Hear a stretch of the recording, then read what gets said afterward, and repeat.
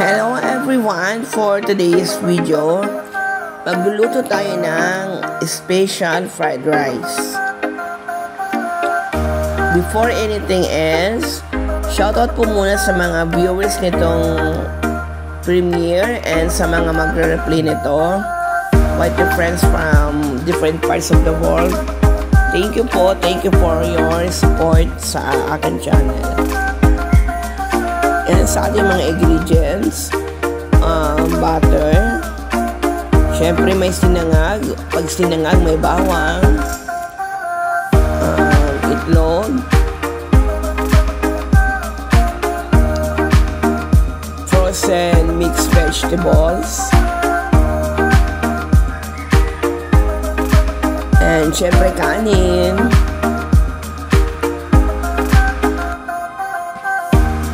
Kaning lamig dyan, yan guys, so yung bahaw na kanin. And meron tayong meatloaf. Pwede rin kayong gumamit din ng hotdogs. Sa ating seasoning o pampalasa, asin, and seasoning granules. Pinagsama ko na sila. First step, magpait muna tayo ng kawali and lagyan ng mantika and prituin na muna natin yung ating itlog. Ilalagay natin siya mamaya din sa ating fried rice. And after maprito yung itlog, i-set aside na natin siya.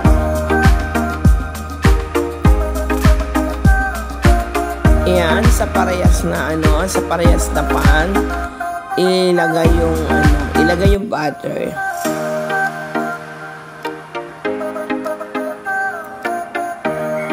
And isunod agad natin yung bawang. And halu-haluin siya para hindi masunog yung bawang and yung butter na din. And then yung kanyang heat ay lang siya, low heat.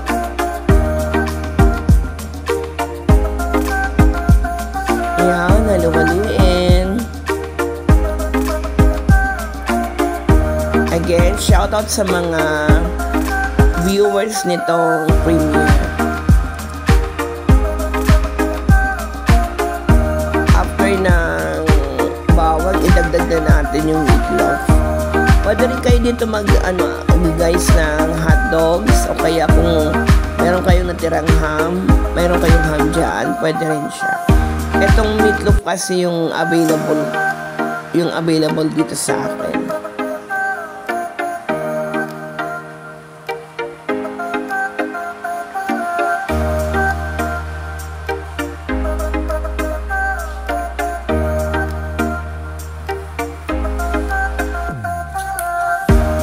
After na meatloaf, ilagay na natin yung mixed frozen vegetables. This mixed vegetable is bibili natin dyan sa frozen vegetable section ng ating mga favorite na supermarkets. Ayan, continuously nahalo-haloin siya. And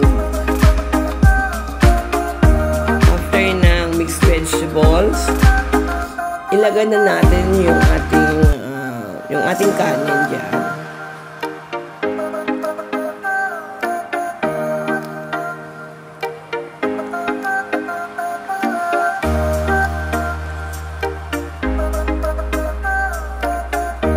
Yan, ilagay na natin yung kanin and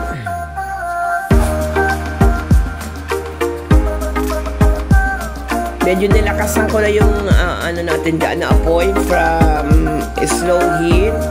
Nasa medium heat na yung natin dyan, yung flame, yung apoy natin, yung apoy na kanan. And continuously halu-haluin.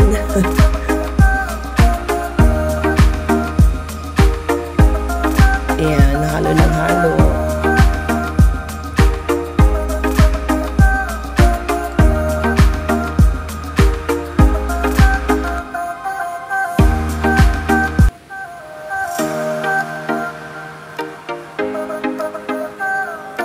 Shoutout again sa mga viewers itong premiere and sa mga white friends natin na magre-replay nito.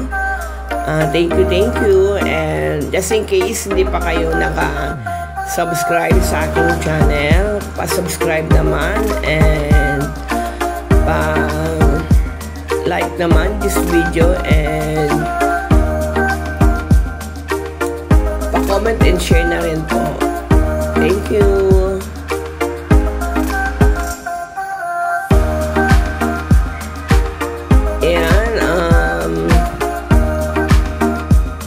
Tinimplan ko na pala siya. Nilagay ko na dyan yung ating mga pampalasa, yung asin and yung ating seasoning granules.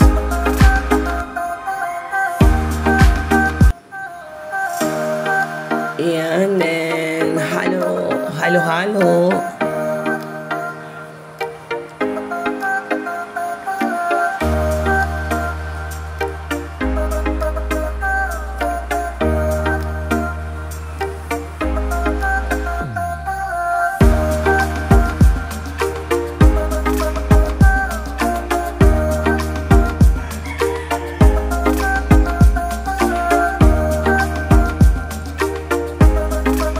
And since luto na naman yung ating kanin, ilagay na natin yung itlog natin dyan. And yan, ready na siya. Thank you for watching, guys. This is your host, Maria G. See you again on my next video. Thanks.